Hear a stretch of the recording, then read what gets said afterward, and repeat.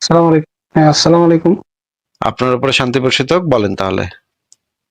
হ্যাঁ, আমি আপনাদের এখানে আরো আগে যুক্ত হয়েছিলাম কয়েক মাস আগে। তো আজকে জানতে চাচ্ছিলাম যে আপনারা যে বলেন যে নবীজি সাল্লাল্লাহু আলাইহি ওয়াসাল্লাম নাকি সময় মারা যাওয়ার সময়, মৃত্যু হওয়ার সময় নাকি কষ্ট পাইছিলেন অনেক। ওটা নিয়ে জানতে চাচ্ছিলাম। মোহাম্মদ যে কষ্ট পাইছিল, এটা কি আমরা বলি নাকি হুজুরা বলে ভাই? এটা তো হুজুরা বলে। আচ্ছা, আমরা একটু মিজানুর রহমান আজারির মুখে থেকে শুনি আগে, নাকি বলেন? আচ্ছা আচ্ছা, শুনান তো। আচ্ছা, যান আপনারা দুই মানে ভালো জায়গা থেকে আরো ভালো জায়গা থেকে শুনাইতেছি, শুনেন। হ্যাঁ, কি বলে শুনেন। সামির আহমেদ জানতে চেয়েছেন, আজ আমাদের এখানে জুমার খুতবা ইমাম সাহেব বয়ানে বলেছিলেন যে মালাকুল মউতকে জিজ্ঞেস করা হলো রাসূল সাল্লাল্লাহু আলাইহি সাল্লামের উম্মতের মৃত্যু কি অনেক কষ্টের? উত্তরে তিনি বললেন, যদি কেউ সারা জীবন রাসূল সাল্লাল্লাহু আলাইহি সাল্লাম সুন্নাহর উপরে পার করে তবে তার মৃত্যু হবে কোনো শিশু যখন মায়ের দুধ পান করতে করতে ঘুমিয়ে পড়ে সেরকম। এই কথা কি সঠিক? বোন সামিরা, দেখুন, ইমানদারের মৃত্যু অত্যন্ত আরামের সাথে হবে, এটি বিভিন্ন হাদিস দ্বারায় বর্ণিত রয়েছে। আর ফাসিক, আল্লাহর অবাধ্য ব্যক্তির মৃত্যু অত্যন্ত কষ্টের সাথে হবে। তার রূহ যখন বের হবে তখন তিনি অনেক বেশি কষ্ট অনুভব করবেন। আর ইমানদার তিনি টেরি পাবেন না, অত্যন্ত আরামের সাথে তার রূহ কবজ করা হবে। এই বিষয়টি বিভিন্ন হাদিস দ্বারা প্রমাণিত। আল্লাহ রাসূল সাল্লাল্লাহু আলাইহি ওয়াসাল্লাম সুস্বাস্থ্যের জন্য আজওয়া ডে, যেটা আজওয়া খাবার, আজওয়া আল মাদিনা, মদিনার যে আজওয়া খেজুর, এটা খেতে বলেছেন। এবং সহিহ বুখারীর বর্ণনায় এসেছে, কেউ যদি প্রতিদিন সকালবেলা 7টি আজওয়া খেজুর খায়, ওই দিন কোনো বিষ বা সাপের কামড় কিংবা কোনো জাদু বান এগুলো তাকে কখনো ক্ষতি করবে না। উনি ইন্তেকাল করেছেন, চিল্লাই এখন ঠিক কিনা? ইন্তেকালের আগে বিশ্বনবী প্রচন্ড অসুস্থ হলেন। মা আয়েশারে ডেকে বললেন, আয়েশা, মনে হয় আমি বাঁচবো না। ওই যে খায়বার বিজয়ের দিন, খায়বার দুর্গ বিজয় করার পরে এক ইহুদি মহিলা আমার দাওয়াত দিয়েছিল। ওই দাওয়াত খেতে যাওয়ার পরে গোশতের মধ্যে বিষ মাখানো হয়েছিল রে আয়েশা। ওই বিষ মাখানো খাসির গোশত খেয়ে যে ব্যথা আমার পেটে উঠেছিল, আজ আবার সেই ব্যথা উঠেছে। বিশ্বনবী ওই বিষ খাওয়ানো গোশতের কারণে ইন্তেকাল করেছেন। বিশ্বনবী ওই বিষ খাওয়ানো গোশতের কারণে ইন্তেকাল করেছেন। সহিহ বুখারীর বর্ণনায় এসেছে, কেউ যদি প্রতিদিন সকালবেলা 7টি আজওয়া খেজুর খায়, ওই দিন কোনো বিষ বা সাপের কামড় কিংবা কোনো জাদু বান এগুলো তাকে কখনো ক্ষতি করবে না। বিষ্ণুই বললেন পানি আনো। বিষ্ণুনবী পানি দিয়ে অজু করলেন। অজু করে কয়েকজন সাহাবীকে ধরে উঠতে চাইলেন, আবার ফপাস করে বেহুশ হয়ে পড়ে যায়। বিশ্বনবী উঠতে পারে না। আবার বললেন ঠান্ডা পানি আনো। পানির ভেতরে বিশ্বনবী 2 হাত ঢুকিয়ে দিয়ে ঠান্ডা ভিজা হাত দিয়ে চেহারার মধ্যে মাসে করলেন আর বললেন, ইন্নালিল মাউতি লা সাকারাত, হায়রে মৃত্যুর কি যন্ত্রণা। দেখুন, ইমানদারের মৃত্যু অত্যন্ত আরামের সাথে হবে, এটি বিভিন্ন হাদিস দ্বারায় বর্ণিত রয়েছে। আর ফাসিক, আল্লাহর অবাধ্য ব্যক্তির মৃত্যু অত্যন্ত কষ্টের সাথে হবে। হায়রে মৃত্যুর যে কি কষ্ট। ও মিয়া, বিশ্বনবী যদি মৃত্যুর কষ্টে কাতরায়, আমাদের অবস্থা কি? আমাদের নসিবে কি আছে? আল্লাহ তুমি বাঁচাও করে না। আমি দেখুন, ইমানদারের মৃত্যু অত্যন্ত আরামের সাথে হবে, এটি বিভিন্ন হাদিস দ্বারায় বর্ণিত রয়েছে। আর ফাসিক, আল্লাহর অবাধ্য ব্যক্তির মৃত্যু অত্যন্ত কষ্টের সাথে হবে। বিশ্বনবী কাঁদছেন, সাহাবারা একের পর এক দেখতে আসে। কান্নার রোল পড়ে গেল চারদিকে। বিশ্বনবীর কলিজার টুকরা নয়নের পুটুলি সাইয়্যিদাতুনা ফাতিমা বিশ্বনবীর কান্না সহ্য করতে পারে না। বিশ্বনবীকে ধরে সাইয়্যিদাতুনা ফাতিমা কান্নাকাটি শুরু করে দিলেন আর বললেন, ওয়া কুরবাবা, ওয়া কুরবাবা, হায় হায়, আমার বাবার কি কষ্ট, আমার বাবার কি কষ্ট হচ্ছে। বিশ্বনবী বললেন, ফাতেমা তুমি কেঁদো না, আমার কষ্ট আজকের পরে আর থাকবে না। দেখুন, ইমানদারের মৃত্যু অত্যন্ত আরামের সাথে হবে, এটি বিভিন্ন হাদিস দ্বারায় বর্ণিত রয়েছে। আর ফাসিক, আল্লাহর অবাধ্য ব্যক্তির মৃত্যু অত্যন্ত কষ্টের সাথে হবে। আচ্ছা, আমরা তো দেখলাম আব্দুল্লাহ সাহেব, আপনি তো নিশ্চয়ই দেখেছেন পুরোটা জিনিসটাই। ভাই আপনি আমার কি ভাই আমার একটা কথা আছে এখানে। হ্যাঁ, আপনি কি এখন এটার যে দলিলগুলাতে যে হাদিসগুলা এবং যে সিরাত গ্রন্থগুলা সেগুলাতে এগুলা লেখা আছে, ওগুলা দেখতে চাচ্ছেন নাকি এই ভিডিও দেখলেই কাম হইব? ভাই আমার একটা কথা আছে, আপনি শুনতে হবে, একটু শুনেন আমার কথাটা। আপনাকে যেটা জিজ্ঞেস করেছে সেটার আগে উত্তরটা দিয়ে নেন, যে আমি যে জিনিসগুলা দেখাইলাম, এখন তো হুজুরদের ওয়াজ শোনাইলাম, এখন এইটার সপক্ষে দলিলও আছে, হাদিসও আছে, সিরাতও আছে। সেগুলা কি দলিল দেখাইতে আছে, আমি হবে জানি। নাকি দেখাইতে হবে না সেটা বলেন আগে। হ্যাঁ হ্যাঁ, জানি আমি, দলিল আছে। এখন আমার একটা কথা আছে, আপনি একটু আচ্ছা, শুনেন ওগুলো আমার তো আর কথাটা। দেখাইতে হবে না, দলিল তো আর দেখাইতে হবে না, আপনি তো মাইনে নিচ্ছেন তো নাকি? হ্যাঁ হ্যাঁ, মেনে নিছি। এখন আমার একটা কথা আছে, আপনি শুনেন। হ্যাঁ, বলেন। হ্যালো। যে এই ধরেন কোন ইমানদার ব্যক্তি কি মরার সময় যে ধরেন কোনো আগুনে পুড়ে মারা গেছে বা পানিতে ডুবে মারা গেছে, তাহলে ও কি ওই কষ্টটা পাবে না? এটা কি কোথাও বলা আছে নাকি?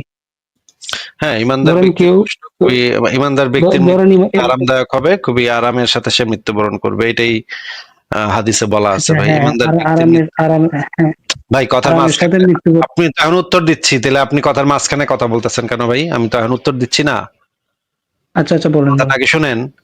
হাদিসে যেটা বলা আছে, যেটা আহমদুল্লাহ সাহেব বললেন, যে ইমানদার ব্যক্তির মৃত্যুটা হবে খুবই আরামদায়ক, আরামের সাথে সে মৃত্যুবরণ করবে। কিন্তু যারা কাফের মুশরিক, যারা আল্লাহকে বিশ্বাস করে না, আমাদের মতো যারা মনে করেন আল্লাহ বিরোধী, তাদের মৃত্যুটা হবে অত্যন্ত কঠিন, তারা অত্যন্ত কষ্ট পাইয়া মৃত্যুবরণ করবে। আর মোহাম্মদ আচ্ছা আচ্ছা। মারা যাওয়ার সময় বলতেছিল, চিৎকার করে কাঁদতে কাঁদতে বলতেছিল, মৃত্যুর কত কষ্ট, মৃত্যু কত কঠিন, ওয়াকুর বাবা, ওয়াকুর বাবা। এটা মানে যে ফাতিমা তখন বলতেছিল যে আমার বাবার কত কষ্ট, এবং মোহাম্মদ তখন বলতেছিল যে মৃত্যু যন্ত্রণা কত কঠিন, কত মানে ভয়ঙ্কর মৃত্যু যন্ত্রণা। এটা বলতে বলতে মোহাম্মদ আচ্ছা, টপকাইছে কুত্তার মতো, মানে মুখের থেকে ফেনা ফেনা বাইরে, একেবারে মানে কুত্তারে বিষ খাওয়াইলে যেরকম ফেনা ফেনা বাইরে মরে, কত কত কত কত কত কত কত কত করে মরে, এরম করে মোহাম্মদ মরছে ভাই। খুবই খারাপ অবস্থা, বিষক্রিয়া নিশ্চয়ই তার শরীরে তখন ছড়ায় পড়ছিল, বিভিন্ন অর্গান নিশ্চয়ই নষ্ট করে ফেলাইছিল, এবং তার অনেক জ্বর হইতো, এবং সেই মানে সেই ইসিজ সে মারা গেছে, তার মৃত্যুটা ওই কারণেই হয়েছে। আপনি যেটা বলতে চান তাহলে সেটা স্পষ্ট করে বলেন ভাই। হ্যাঁ, আমি আমি বলতে চাচ্ছি যে কোনো ইমানদার ব্যক্তি যদি আগুনে পুড়ে মারা যায়, তখন কি সে আগুনের যে যে পড়তেছিল, তখন যে ওই জ্বালাটা তখন হবে না? তখন যদি তার মৃত্যু হয়, মৃত্যুতে তার তেমন কোনো কষ্ট হওয়ার কথা না। এমনি মৃত্যুর সময় যখন আজরাইলে যখন জান কবজ করবে, তখন ওই না না, তখন মৃত্যুটা, কষ্ট তার হবে। মৃত্যুটাতে তার কোনো কষ্ট হবে না। না না, মৃত্যুর পূর্ব মুহূর্তে তো কষ্ট হবে না, এরকম তো কিছু বলা নেই। যেমন কেউ মৃত্যু যন্ত্রণা, মৃত্যুর আগে মৃত্যুর যন্ত্রণাটা শুরু হয়, কারো যন্ত্রণা শুরু হতে পারে 1 মাস আগে থেকে, আবার কারো শুরু হতে পারে 1 ভাই মিনিট এখানে আগে। আরাম আরাম পাবে, ভাই এই কথাটা বলা আছে গায়েবের বিষয় ভাই। এটা ভাই, এটা হচ্ছে কি গায়েবের বিষয়, মানে বুঝছেন? ব্যথা তো গায়েবের বিষয় হইতে পারে না ভাই, ব্যথা তো ফিজিক্যালি মানে ফিল করতে হয়, হ্যাঁ, ব্যথা তো জ্ঞান ভাই, ফিজিক্যালি। গায়েবী ব্যথা তো হতে পারে। ধরেন মনিকা বেলুচি আপনারা পছন্দ করলেন, আপনার গায়েবী ব্যথা হবে না? এটা কি ফিজিক্যাল ব্যথা হবে নাকি আসিফ ভাই? না না ভাই, ফারাজ ফিজিক্যাল ভাই, ব্যথা এটা তো ভাই ফারাজ ভাই, মেডিকেল, এটা তো ফারাজ ভাই, ডাক্তারে এক বুঝতে সেকেন্ড, পারবে। এক সেকেন্ড আব্দুল্লাহ ভাই, 1 সেকেন্ড ভাই। গায়েবী ব্যথা বলে তো কিছু হওয়া সম্ভব না। ব্যথা হইতে হইলে তো বডিতে হইতে হবে, একটা ফিজিক্যাল বডি লাগে ব্যথা হইতে হইলে ভাই। কেন ভাই, আচ্ছা যে ভাই, দিলে আচ্ছা ব্যথা ভাই, পান না আপনি? আসিফ ভাই, দিলে ব্যথা পান না? ওটাই তো গায়েবী ব্যথা। আচ্ছা ভাই, এই ব্যথা আবার আজরাইলে ব্যথা আবার হাদিসে গায়েবী তো বলা কেমনে হয় আছে। ভাই? ব্যথা আপনার আবার শরীরের কোনো গায়েবী কেমনে অর্গানে হয় যেহেতু ব্যথাটা লাগতেছে, ওই যে আপনার ভাই? শরীরের অর্গানে, কোন অর্গানে যে ব্যথাটা লাগতেছে না, দিল থেকে ফিল, মনিকা বেলুচি আবার পাত্তা দিল না, কি কষ্ট, এরকম গায়েবী ব্যথা। ভাই মারো, বুঝে মারো। আসিফ ভাই, আমি মানে উনি যখন, আসিফ ভাই আমার এটা কথা বলা শুরু করছে, তখন আমি জানতাম উনি এই জায়গাটাতেই যাবে। হ্যাঁ, ধরেন এর আগেও কিন্তু আমরা এই কথা শুনছি যে ধরেন কোন একটা আপনি দেখতেছেন কোন ইমানদার ব্যক্তি 5 ওয়াক্ত নামাজ টামাজ পড়ে, আলহামদুলিল্লাহ তার একটা শিশু বউ আছে, শিশু দর্শনও সে করছে আল্লাহর নামে, মাশাআল্লাহ, সে ট্রাকে চাপা পড়ে মারা যেতেছে। হ্যাঁ, আপনি দেখতেছেন। হ্যাঁ ফারাজ ভাই, আপনার কথা কিন্তু শোনা যাচ্ছে না। আপনি বেরোতেছে আর কি। হ্যালো, ফারাজ ভাই, এখন শোনা শোনা যাচ্ছে? যাচ্ছে, এখন শোনা যাচ্ছে আবার। আচ্ছা আচ্ছা আচ্ছা, তো আমি যেটা বলছিলাম, ধরেন একজন ইমানদার ব্যক্তিকে দেখলেন আপনি ট্রাকের নিচে পড়ে মারা যাচ্ছে। হ্যাঁ, আপনি দেখতেছেন তার ইমানদণ্ড থেকে ট্রাকটা ওঠা শুরু করছে। হ্যাঁ, আপনি দেখছেন পক পক পক পক করে মানে ট্রাকটা উঠতেছে উপরে, আর হাত করে মানে সে চিৎকার দিয়ে আর কি, তার ভিতর থেকে সব বেড়ে যাচ্ছে। আপনি বাইরে থেকে দেখতেছেন, বাইরে যে ব্যথাটা দেখতেছেন না, বাইরে থেকে দেখতেছেন যে সে অ্যাকচুয়ালি ব্যথা পাচ্ছে, কিন্তু সে যে গায়েবী শান্তিটা পাইতেছে, এটা কিন্তু আপনি দেখতেছেন না। ও সে যে ভিতর থেকে আহা কি শান্তি, ও হুররা যে আমার উপর দিয়ে ট্রাক করতেছে, কিন্তু গায়েবী আমি একটা ব্লো জব পাইতেছে, ও কি শান্তি, ও দিস ইজ দ্য লাইফ। হ্যাঁ, কিন্তু এই আপনি জিনিসটা আপনি বলতে চাচ্ছেন তখন যদি সে চিৎকার করে, এটা জাস্ট সে অভিনয় করতেছে, মানে মানুষকে বোঝানোর জন্য। এটা তার মানে বাহ্যিক, কিন্তু তার আনন্দটা হচ্ছে গায়েবী। আর আপনি ধরেন ইসের সাথে মানে আপনি হচ্ছে পিসফুলি মারা যাচ্ছেন, কোন একজন নাস্তিক পিসফুলি মারা যাচ্ছে, তার মুখে হাসি থাকতে পারে, কান্না না থাকতে পারে, পিসফুলি সে চলে যেতে পারে, বাট ভিতরে সে কি কষ্ট, কি যন্ত্রণা এইটা মোহাম্মদ ওই যে আপনি যেটা বললেন আর কি, যে বিষ খায় কতরাচ্ছিল, হ্যাঁ, বাইরে থেকে দেখতে ওটা বাইরে থেকে দেখতে হচ্ছে কতরাচ্ছে, কিন্তু ভিতরে তো সে লাফাইতেছে, ওহো হুল লাগাবো তো শান্তি তো ভিতরে ছিল। মানে গায়েবী আনন্দ হচ্ছিল তার, কিন্তু বাইরে সে দেখাইছে সে তার খুব কষ্ট হচ্ছে। আচ্ছা, আমরা এই হাদিসটা একটু পড়ি। এটা হচ্ছে বুখারী শরীফের হাদিস, তাওহীদ পাবলিকেশনস 4449। আব্দুল্লাহ ভাই, আপনি একটু আনমিউট করেন তো ভাই। হ্যাঁ, আনমিউট করে আমাদেরকে এই হাদিসটা একটু পড়ে শোনান তো, এখানে কি লেখা আছে। এই যে এই লাল দাগটুকু একটু পড়ে শোনান তো ভাই, এই হাদিসটা আব্দুল্লাহ ভাই।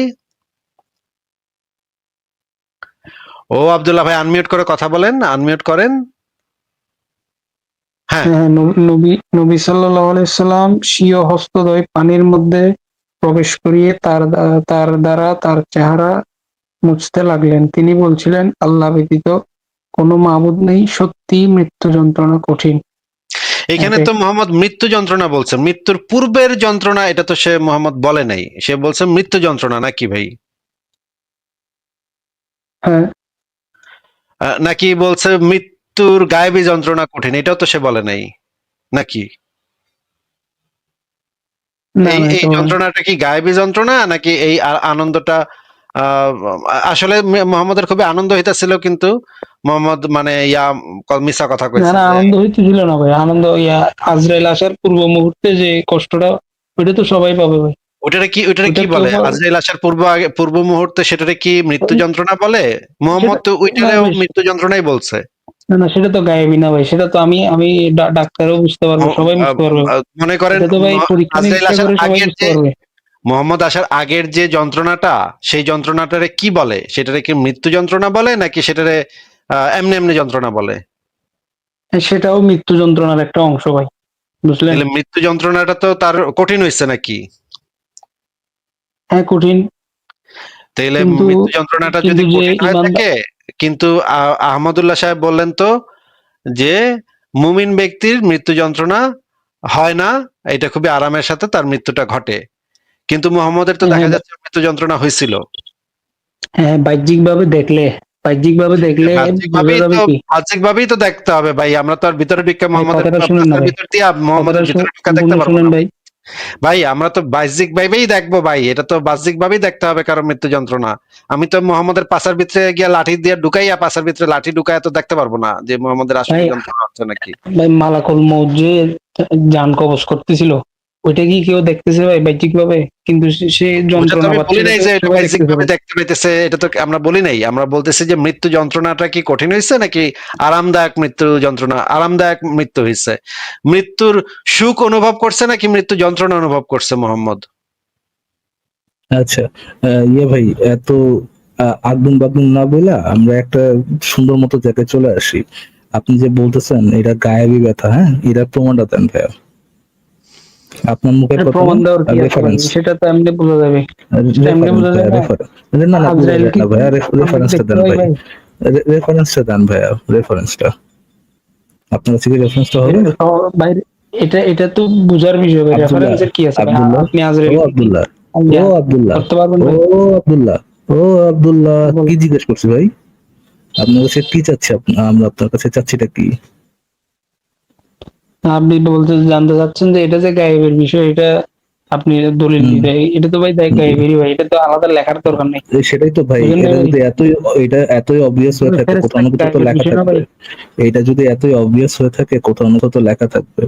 দেখেন যেখান থেকে আপনি পড়েছেন এটা গায়েবী, ওটা একটু দেখেন আমাদের। সেটা তো ভাই বুঝে নিতে হবে ভাই, এটা যে আচ্ছা, গায়েবী বুঝে ওটা নিতে তো হবে লেখা নাই কোথাও, ভাই। কিন্তু আমি এটা বুঝে লেখা নিলাম আছে যে আমি ফেরেশতা বুঝে হচ্ছে নিলাম গায়েবী ভাই, বিষয়। আমি ভাই বুঝে নিলাম আপনার নবী ছিল এটা বোকাচোদা, আর আপনারা যে কটা আছেন সেগুলো হচ্ছে চার চার বড় বোকাচোদা। এটাও আমার কাছে অবভিয়াস। আমার কাছে অবভিয়াস হলে তো এটা প্রতিষ্ঠিত বিষয় না। ইসলাম সম্পর্কে যখন আপনি এটা ক্লেম করবেন, এটা সম্পর্কে তো একটা রেফারেন্স দেওয়া লাগে। বুঝাই যায় করলে তো ভাই হবে না। একটা রেফারেন্স দেন, দিয়া বলেন যে ভাই আমার নবী ভিতর বাইরে থেকে আবার যে আসিফ ভাই যেটা বললো যে কুত্তা বাচ্চার মতো কাতরাইতেছিল, হ্যাঁ, কিন্তু ভিতর ভিতর আহা কি শান্তি, আহা কি শান্তি, এরকম খুব বলতেছিল আর কি। এরকম একটা রেফারেন্স দেন। ভিতরে অর্গাজম না হচ্ছিল ভাই, ভিতর ভিতর মোহাম্মদের ভিতর ভিতরে, ভিতর শান্তি, এটা তো বলিনি ভিতরে ভাই, ভিতর ভিতর ভিতরে শান্তি পাচ্ছে মোহাম্মদের এটা তো বলিনি। অর্গাজম হচ্ছিল, ভিতরে ভিতরে মোহাম্মদের অর্গাজম হচ্ছিল, আহ আহ করছিল। আর বাইরে এই দেখেন ভাই, আহা কিন্তু আমি তো আছেও। এটা বলিনি ফারাজ যে, ভাই আহা না ভাই, ফারাজ ভাই আমি আহা তো এটা কিন্তু বলিনি আছে ভিতরে দেখেন। শান্তি এক পাচ্ছিল। সেকেন্ড আব্দুল্লাহ ভাই, এক সেকেন্ড দেখেন। আমরা যদি বিখ্যাত মানে ইসলামের যে দার্শনিক ইমাম গাজ্জালির একটা বিখ্যাত বই আছে ইহইয়াউ উলুমুদ্দিন থেকে আমরা যদি একটা বিবরণ পড়ি, দেখেন এখানে বলা হচ্ছে রাসূলুল্লাহ আকরামের ওফাত, আল্লাহ তাআলার কাছে রাসূলুল্লাহ সাল্লাল্লাহু আলাইহি ওয়াসাল্লাম ইয়া ছিলেন। এই যে দেখেন, অন্তিম মুহূর্তে আল্লাহ তাআলা তার কাছে মনোনীত ফেরেশতাগণকে পাঠালেন, যারা অত্যন্ত দ্রুততা সহকারে তার পবিত্র আত্মাকে পবিত্র দেহপিঞ্জর থেকে অপসারিত করে আল্লাহ তাআলার সান্নিধ্যে পৌঁছে দিলেন। তারপরে রূহ কবজ করার সময় তার অত্যন্ত কষ্ট হয়, মুখ দিয়ে আহ নির্গত হয়। ফারাজ ভাই এখানে কিন্তু লেখা, তারপরেও রূহ কবজ করার সময় তার অত্যন্ত কষ্ট হয়, মুখ দিয়ে আহ নির্গত হয়, উপর্যুপরি অস্থিরতা দেখা দেয়, রং বদলে যায় এবং কপাল ঘর্মাক্ত হয়। এই অবস্থা দেখে উপস্থিত সকলেই মর্মবেদনায় মুহ্যমান হয়ে পড়ে। নবুয়তের পদমর্যাদা এখানে তাকদীরকে টলাতে পারেনি এবং তার পরিবারের ব্যথা ও বেদনার প্রতি লক্ষ্য করেনি, অথচ তিনি আল্লাহ তাআলার কাছে মকামে মাহমুদ ও হাউজে কাউসারের অনুসারী ছিলেন। আহ তিনি সর্বপ্রথম কবর থেকে উত্থিত হবেন এবং তিনি কিয়ামতের মাঠে অপরাধীদের বিচার পক্ষে সুপারিশের জন্য মুখ খুলবেন। দেখেন মুহাম্মদের দেহ থেকে যখন আত্মাটা টাইনা বাইর করতেছে, সেই সময়ও মুহাম্মদের অত্যন্ত কষ্ট হয়। যে এই জিনিসটা ইমাম গাজ্জালির যে বিখ্যাত গ্রন্থ, ইসলামের ইতিহাসে অত্যন্ত বিখ্যাত এই গ্রন্থটাতে বলা আছে। আহ আব্দুল্লাহ ভাই, মুহাম্মদের যে কোনো কষ্ট হয় নাই, এইটা কি আপনি কোন দলিল পাইছেন এই পর্যন্ত? আপনার কাছে কোনো দলিল প্রমাণ আছে নাকি জাস্ট আপনার মুখে মুখে মনে হয়, আপনি শুয়ে শুয়ে মনে হয়েছে আপনার, সেরকমের কোনো দিল এটা? থেকে ফিল হয়, প্রেসার দিয়ে ফিল করছেন দিল দিয়া, হ্যাঁ বুঝতে এরকম ভাই, নাকি? বোঝাই যায় দিল থেকে ফিলই তো হয় ভাই। আচ্ছা ভাই, এরকম কোন কথা লেখা আছে যে আজরাইল যখন জান কবজ করতেছিল তখন রাসূল সাল্লাল্লাহু আলাইহি ওয়াসাল্লামের কষ্ট হয়েছিল? এরকম কি কোথাও আমি লেখা আছে ভাই? মাত্র মাত্র দেখানোর পরেও যদি বল দেয় এরকম কথা বলে, ফারাজ ভাই মাত্র দেখানোর পরেও যদি বল দেয় এরকম কথা বলে, তাহলে ভাই আপনার তো এই জন্য ভাই চুজ করে নাম রাখছে আব্দুল্লাহ, বুঝেন?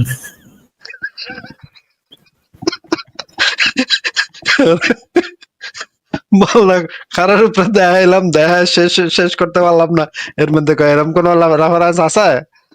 ভাই কি রে আচ্ছা ভাই, ভাই, আচ্ছা ভাই, বুদ্ধি যে কি ধরে রাসূল সাল্লাল্লাহু আলাইহি ওয়াসাল্লাম পাগল, ধরে পাগল, ধরে আব্দুল্লাহ, ধরে আব্দুল্লাহ, সেরের বাল আব্দুল্লাহ, মানে মাত্র দেখা সারতে পারলাম না, এরপরে কয় আছে নাকি, এরকম আছে নাকি? কি রে ভাই, ভাই, কি এটা সরাসরি লেখা নাই ভাই, সরাসরি কি লেখা আছে? সরাসরি লেখা মালাকুল নেই, মউত যখন সরাসরি মালাকুল লেখা নেই। মউত যখন ভাই সরাসরি তো লেখা নাই যে মালাকুল মউত ছিল, তোর নবী কুত্তার মতো কাটতেছিল, আপনি যেটা কইলেন, হ্যাঁ, নবী কইতেছিল সাইরাতে বাকাইতে বসি, ওটা তো লেখা নাই ভাই। কুত্তার মতো কাটতেছিল, ওটা লেখা আছে ভাই? আরে এখান থেকে এই আব্দুল্লাহ, চাটের বাল আব্দুল্লাহ, এখান থেকে পড়েন তো দেখি কি লেখা। রাসূল সাল্লাল্লাহু আলাইহি ওয়াসাল্লাম ছিলেন বুজুর্গতম ব্যক্তি, মহত্বে তার সমকক্ষ কেউ ছিল না, কেননা তিনি ছিলেন একাধারে তার খলিল, হাবিব, মনোনীত রসূল, নবী ও পয়গম্বর। এত সত্য যখন তার জীবনকাল পূর্ণ হয়ে যায় তখন ওফাতে এক মুহূর্ত বিলম্ব হলো না, বরং অন্তিম মুহূর্তে আল্লাহ তাআলা তার কাছে মনোনীত ফেরেশতাগণকে পাঠালেন, যারা অত্যন্ত দ্রুততা সহকারে তার পবিত্র আত্মাকে পবিত্র দেহপিঞ্জর থেকে অপসারিত করে আল্লাহ তাআলার সান্নিধ্যে পৌঁছে দিলেন। এরপরও রূহ কবজ করার সময় তার অত্যন্ত কষ্ট হয়, মুখ দিয়ে আহ নির্গত হয়, উপর্যুপরি অস্থিরতা দেখা দেয়, রং বদলে যায় এবং কপাল ঘর্মাক্ত হয়।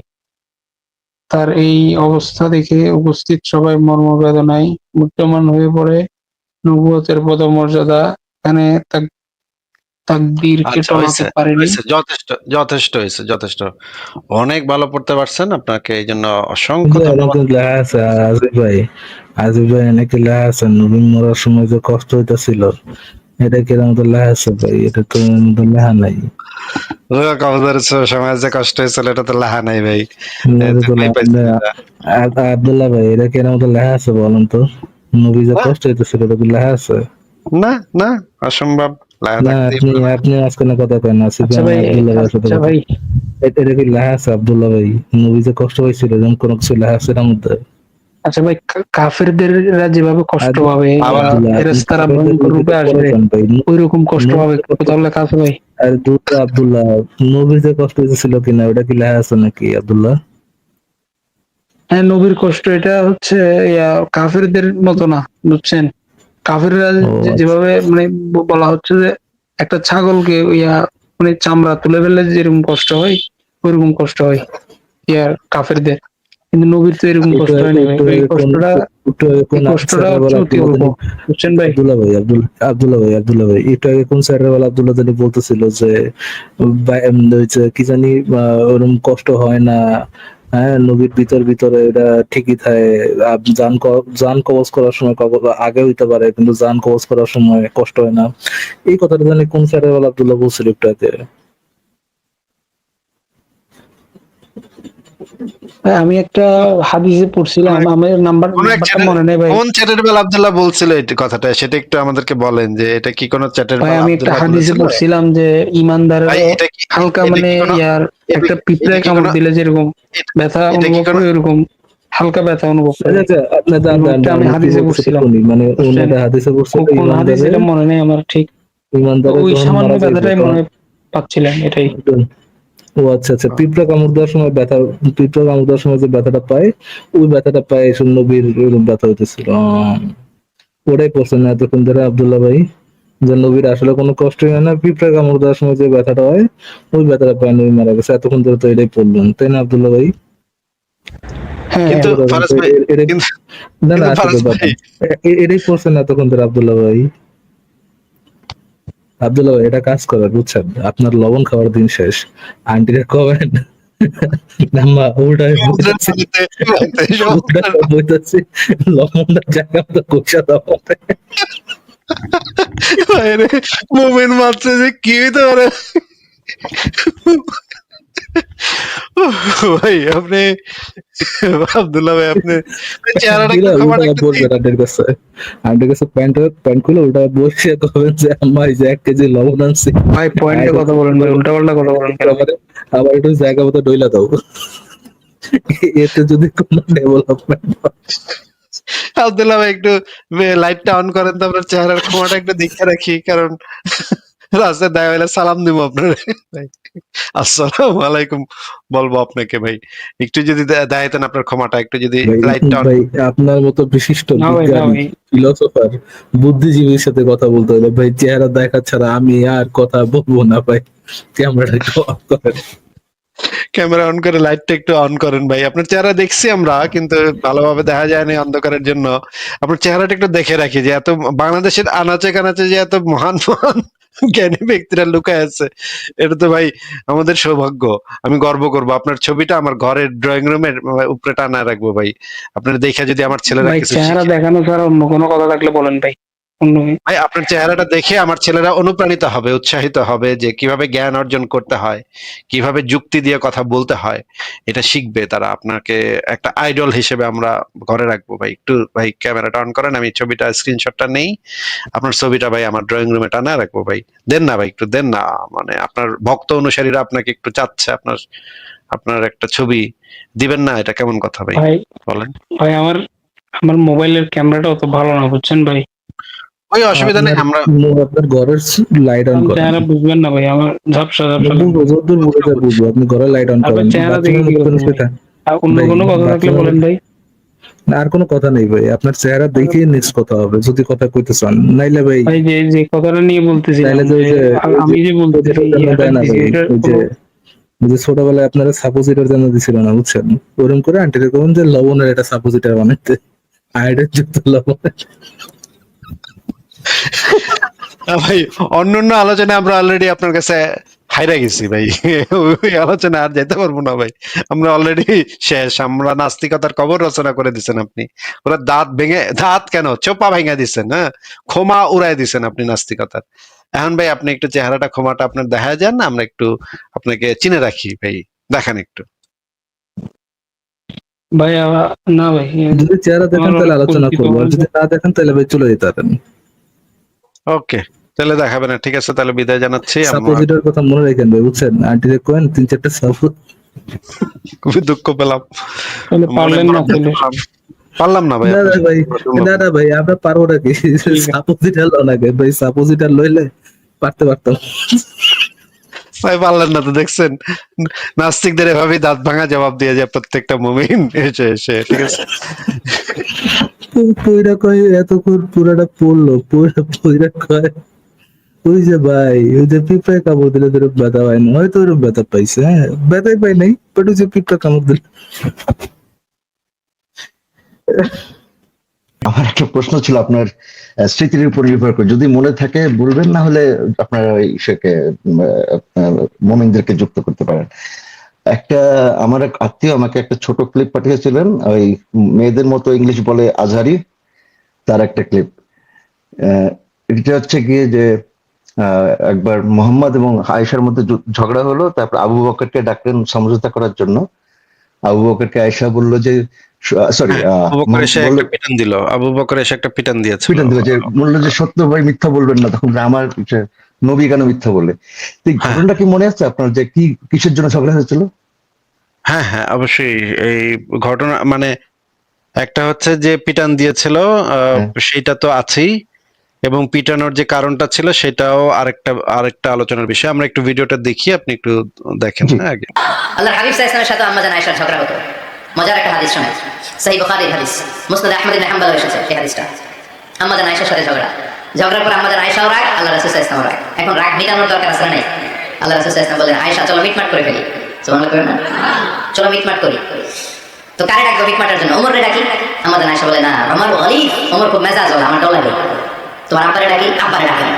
আব্বারে ডাকেন, খুশি হয়ে গেছেন আম্মা জান আয়েশা রাদিয়াল্লাহু আনহা। আবু বকর রাদিয়াল্লাহু চলে আসলেন, দাঁড়ালেন।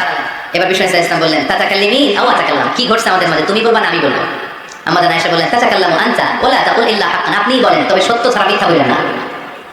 আবু বকর রাদিয়াল্লাহু তাআলা শুনে রেগে গেলেন, কি এ কেমন কথা তোমার? নবীকে উদ্দেশ্য করে তুমি বলছো সত্য ছাড়া মিথ্যা বলবেন না, নবী কখনো মিথ্যা বলবে নাকি? রেগে মেয়ের গায়ে মেরেছে এক চড়, চোর খেয়ে আম্মা জান আয়েশা উল্টে পড়ে গেলেন। সাইয়েদনা আবু বকর রাদিয়াল্লাহু তাআলা রেগে গড়গড় করতে লাগলেন, আবার মারার জন্য উদ্যত হলেন। আম্মা জান আয়েশা রাদিয়াল্লাহু তাআলা বাঁচার জন্য বিষ্ণুর পিছনে যে আশ্রয় নিলেন। সুবহানাল্লাহ বলেন না?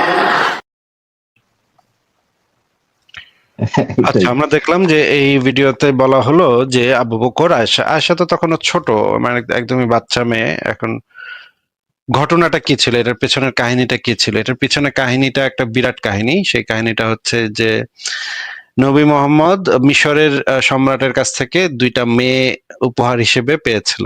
এটা কি আপনি জানেন যে হ্যাঁ 2টা হ্যাঁ, মেয়ে এখন বুঝতে পেরেছি, দাসী? এটা হচ্ছে গিয়ে মারিয়া কিপ্তের ঘটনা। আচ্ছা আচ্ছা।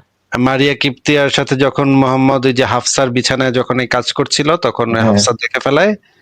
তখন হচ্ছে গিয়ে বিরাট একটা গন্ডগোল ঘটে পরিবারের ভিতরে, এবং মোহাম্মদের স্ত্রীরা 2 ভাগে বিভক্ত হয়। এক ভাগ হচ্ছে গিয়ে মোহাম্মদের একদম সরাসরি বিরুদ্ধে চলে যায়, আরেক ভাগ চুপ থাকে। এখন যারা হচ্ছে গিয়ে ব্লিডিং, এই যে বিদ্রোহ, এই যে গৃহযুদ্ধ, হ্যাঁ, গৃহযুদ্ধে যারা লিডার ছিল, সেই লিডারের ভিতরে ছিল আয়েশা এবং হাফসা। এই 2জন ছিল এই বিদ্রোহী গ্রুপের লিডার। আর কয়েকজন স্ত্রী ছিল, আবার এটা নিয়ে মাথা কামায় নেই। হ্যাঁ, এখন মোহাম্মদ বলতেছে যে সবাইকে, এই যে সূরা তাহরিমের যে 1 থেকে 5 নম্বর আয়াত নাজিল হইলো, আল্লাহ পাক সুন্দর করে মানে ইসের পক্ষ নিয়ে নিল, মোহাম্মদের পক্ষ নিয়ে নিল, যে মোহাম্মদ দাসী করতে চাচ্ছে তাকে করতে দিতে হবে। হ্যাঁ, এটা তো আল্লাহর বিধান, এটা আল্লাহর আদেশ যে দাসীর সাথে করতে হবে। এখন মোহাম্মদ আয়েশা বলতেছে, আমাকে তো আল্লাহ নির্দেশ দিছে যে দাসীর সাথে করতে। And এটা তো ওই যে সূরা তাহরিমের এই আয়াতগুলো বললো। তখন তো আয়েশা এবং হাফসা এরা তো ভালো করে নিশ্চয়ই বুঝতো যে মোহাম্মদ আসলে কি। And তারা বলতেছে যে না, এটা তো করা যাবে না। And এই নিয়ে গন্ডগোল। এখন মোহাম্মদ হুমকি দিল যে তালাক দিয়ে দিবে, এবং মজার ব্যাপার হইলো তালাক হাফসাকে এমনই ক্ষিপ্ত হয়েছে মোহাম্মদ, হাফসাকে তালাক দিয়েও ফেলছে। হ্যাঁ, এমনই মানে ক্ষিপ্ত হয়েছে মোহাম্মদ যে আয়েশাকে হাফসাকে তালাক দিয়ে পর্যন্ত দিছে। আমরা একটু দেখি যে এই যে হাফসাকে যে তালাক দিছে বললাম, সেটা আসলেই তালাক দিছে নাকি, সেটা আমরা একটু দেখে নিই। হাফসাকে কিন্তু আসলেই তালাক দিয়ে দিয়েছিল। এক সেকেন্ড একটু অপেক্ষা করেন, স্টেপ বাই স্টেপ যেতে হবে তো পুরো আলোচনাটা করতে। আমি একটু দেখি একজন মানে ইংরেজি ভাষী একজন, মানে উনি আরবি ভাষী, ইংরেজিতে বক্তব্য দেন, ওনার একটা বক্তব্য শুনে নি, শোনেন। And he says that the Prophet was a divorcee. No, this is not true. The Prophet, throughout our series, Women Around the Prophet, we told you that in an incident he divorced Hafsa, the daughter of Umar, for something that she had done. And it wasn't that he did not love her, but because of what she had done, he divorced her only to get Jibril coming from the seventh heaven, ordering him to revoke the divorce and reconcile with her. Because this is the instruction of Allah Azza wa Jal. She is a woman that prays and fasts. So the Prophet revoked the divorce. But he was a divorcee? No, that he was not a divorcee, alayhi salatu wassalam. আচ্ছা, সে আবার জিনিসটাকে ঘুরায় ফেলতেছে যে divorcee, এটা আবার স্বীকার করতেছে না, যে সে বলতেছে সেই তালাকটা দিছিল নাকি শুধুমাত্র আল্লাহ রহি নাজিলের জন্য নাকি তালাকটা দিছিল হাফসাকে। আমরা সেই হাদিসটা একটু দেখে নিই, ওনার যে ব্যাখ্যা, সেই ব্যাখ্যাটাকে বাদ দিয়ে সেই হাদিসটা একটু দেখে নিই। দেখেন, সুনান ইবনে মাজা 2016 নম্বর হাদিস, ওমর ইবনুল খাত্তাব থেকে বর্ণিত। এটা একদম সরাসরি ওমর বর্ণনা করছে তার মেয়ের ব্যাপারে। রাসূলুল্লাহ বলেছেন, হাফসাকে তালাক দেন, অতঃপর তাকে ফিরিয়ে নেন। মানে তালাক দিছিল, তারপর আবার ফিরিয়ে নিছে। এখন মানে ঘটনা এতই ভয়ঙ্কর ছিল যে এক বিবিকে তালাক পর্যন্ত দিয়ে দিছে, এবং তালাক দিছে কাকে? তালাক দিছে মুহাম্মদের যে একদম ডাইন হাতের মতো ওমর, সেই ওমরের মেয়েকে তালাক দিছে। এটা কিন্তু সেই ঘটনা না, এটা কিন্তু বিরাট একটা ঘটনা। হ্যাঁ, মানে ইসলামী খেলাফতের পরবর্তী প্রধান কে হবে সেটাও কিন্তু এখানে এই ঘটনার সময় নির্ধারিত হয়ে গেছে। এখন আয়েশা যেটা চাইছিল, যে বলছিল ঠিক আছে, আপনি যদি আমাদেরকে তালাক দিয়ে দেন, তালাক দিলে আপনি আমাদেরকে ভরণ পোষণের টাকা দেন, ভরণ পোষণের টাকা দিতে হবে। হ্যাঁ, তালাক দিলে ভরণ পোষণের টাকা দিবেন।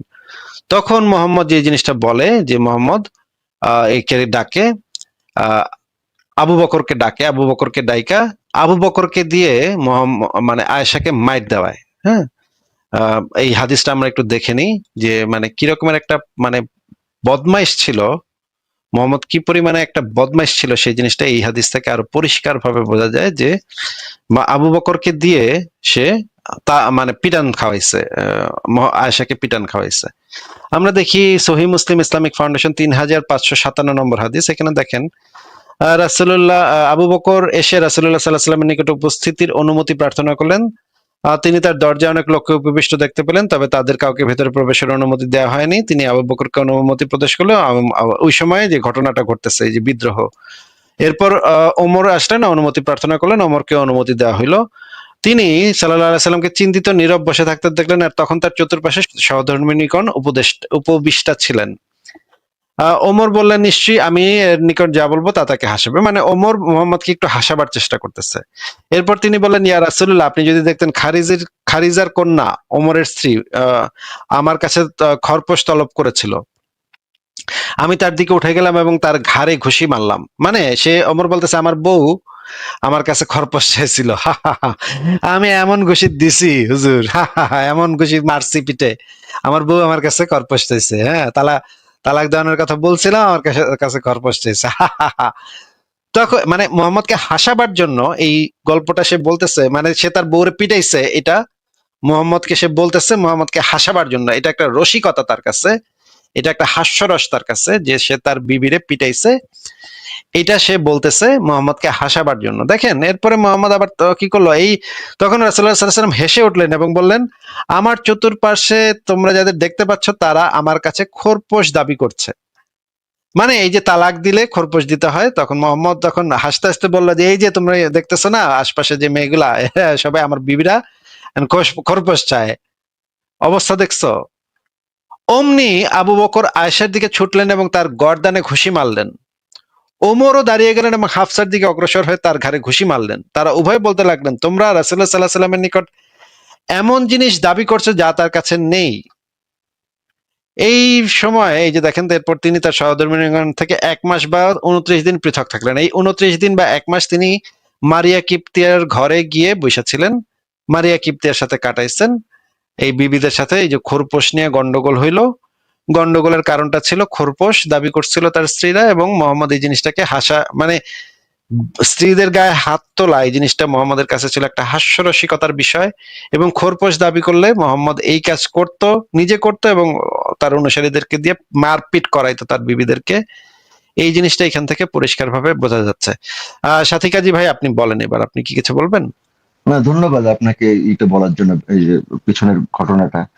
আমি একটু আগে যে হাদিসটা দেখালাম না, এটা আমি আগেও দেখেছি, কিন্তু আমার ধারণা ছিল না যে এটা কোন ঘটনার পরিপ্রেক্ষিতে। আমি ভেবেছিলাম যে এটা এমনি বউরা টাকা পয়সা চাই সেই জন্য, কিন্তু না, এখানে এইখানে খোরপোশ এটা হচ্ছে স্পেসিফিকলি খোরপোশ চাচ্ছিল। আপনি যদি এই অধ্যায়টা এই আমি হাদিসের ইংরেজিতে অধ্যায়টা- পড়েছি তো, আমি ইংরেজিতে ভেবে জাস্ট মানে ওখানে বোধহয় লেখা ছিল দে আস্কিং মানি, এই ধরনের কিছু একটা লেখা ছিল। হ্যাঁ, দেখেন, হ্যাঁ। হাদিসের যে অধ্যায়টা হচ্ছে তালাক, এবং পরিচ্ছদ হচ্ছে ইখতিয়ার প্রদান করলে তালাকের নিয়াত ছাড়া তালাক হবে না।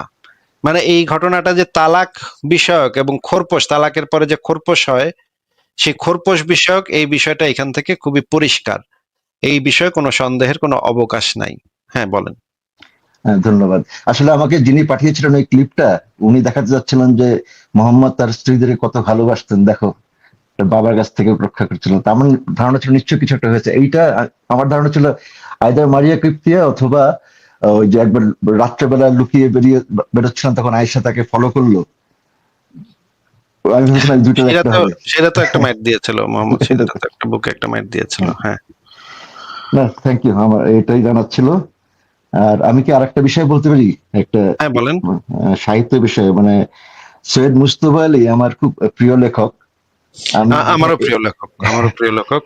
উনি যে বন বিশ্ববিদ্যালয়ে পড়ালেখা করতেন, সেই বন বিশ্ববিদ্যালয়ের সামনে গিয়ে আমি ছবি তুলেছি, এবং যেখানে বসে তিনি লিখতেন, তার যে ঘরটা, সেই ঘরটাও উপরে একটা মানে মাঝখানে একটা জায়গা আছে যেখানে অনেক একটা খোলা জায়গা, চৌরাস্তার মোড়।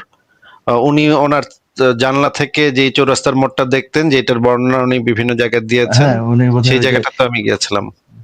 আপনার ওই যে বইটার যেটার নাম হচ্ছে গিয়ে চাচা কাহিনী, বইটা চাচা কাহিনীর বর্ণনা বেশিরভাগ বোধহয় এখানে যে হিন্দুস্তান হাউস নামে একটা রেস্টুরেন্টে বসে গল্পের বর্ণনাগুলো আছে।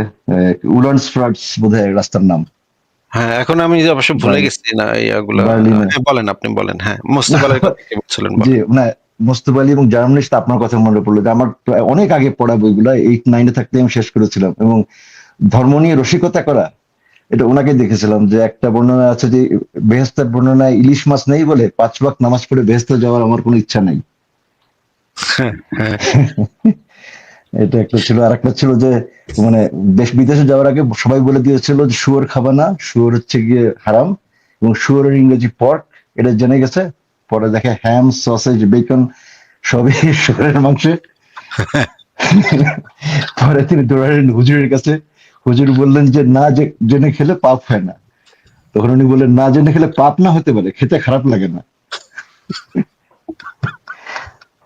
এই ধরনের মানে ধর্ম নিয়ে রসিকতা বেকন আমার খুবই ফেভারিট একটা জিনিস। বেকন ছাড়া মানুষ বাঁচে কিভাবে, এটাই আমি বুঝি না। বেকনের যে টেস্ট, সকালবেলা বেকন খাওয়ার যে মজা, এটা তো অসাধারণ। হ্যাঁ, আমিও খাই, মানে মাঝে মাঝে কানাডায় থাকি, এখানে মাঝে মাঝে বাইরে গেলে রেস্টুরেন্টে দিয়ে ব্রেকফাস্টের সাথে দেয়। ঠিক আছে সাথী কাজী ভাই, অনেক ভালো লাগলো আপনার সাথে কথা বলে। আপনাকে তাহলে আজকে আমরা বিদায় জানাই। ভালো থাকেন আপনি। আপনাকেও ধন্যবাদ। আপনার আবার পিতা হওয়ার জন্য আবার শুভকামনা।